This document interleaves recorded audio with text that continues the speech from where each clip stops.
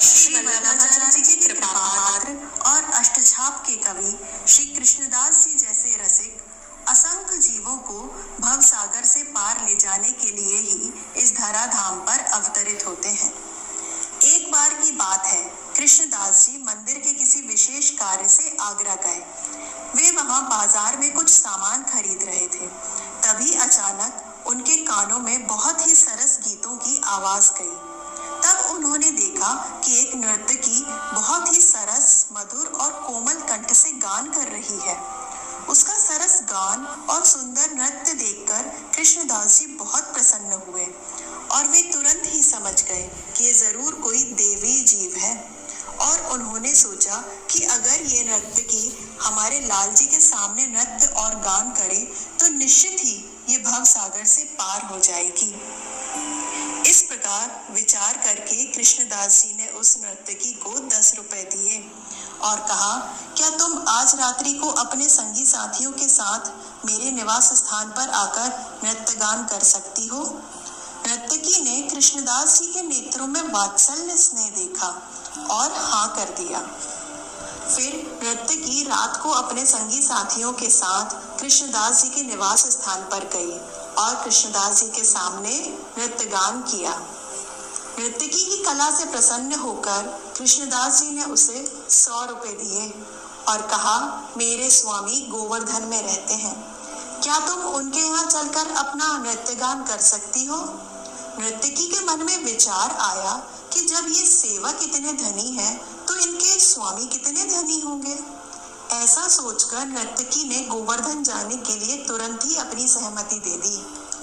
अगले दिन लोक लाज को भूलकर कृष्णदास जी उस नर्तकी को अपने साथ गोवर्धन ले गए। वहां पर उन्होंने उस नर्तकी को गोवर्धन के समस्त कुंडों के पवित्र जल से स्नान करवाया, सुंदर वस्त्र आभूषण दिए और साथ ही साथ स्वरचित एक पद भी सिखाया और कहा, आज मेरे स्वामी के सामने यही पद गाकर नृत्य करना। फिर प्रभु के उत्थापन के दर्शन के बाद कृष्णदास जी उस नर्तकी को श्रीनाथ जी के मंदिर में ले गए और नर्तकी से बोले, ये है मेरे स्वामी श्रीनाथ जी, आज तक तुमने संसार के लोगों को रिझाया है, आज इन्हें रिझा लो। और साथ ही साथ कृष्णदास जी ने मन ही मन श्रीनाथ जी से प्रार्थना की, प्रभु आपके लिए हम आगरा से भेंट लाए हैं, इसे अवश्य ही स्वीकार करना नाथ।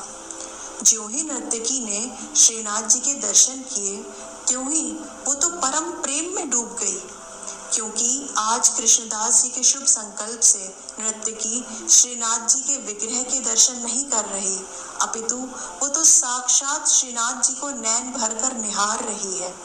और फिर उस नर्तकी ने श्रीनाथ जी को रिझाने के लिए नृत्य और गान शुरू किया।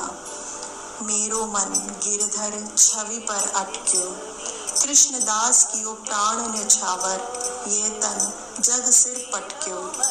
और सच में उस नर्तकी ने पद गाते गाते श्रीनाथ जी के रूप पर अपने प्राणों को न्यौछावर कर ही दिया, अर्थात उसके प्राणांत हो गए और वो सदा सदा के लिए प्रभु की नित्य लीला में सम्मिलित हो गई।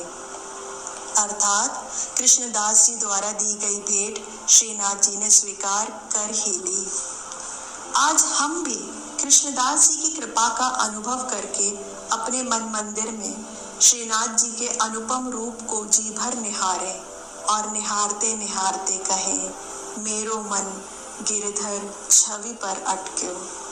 और हमारा मन गिरधर छवि पर अटका ही रहे, उसके लिए हम बार बार कहते ही रहें, जय जय श्री राधे।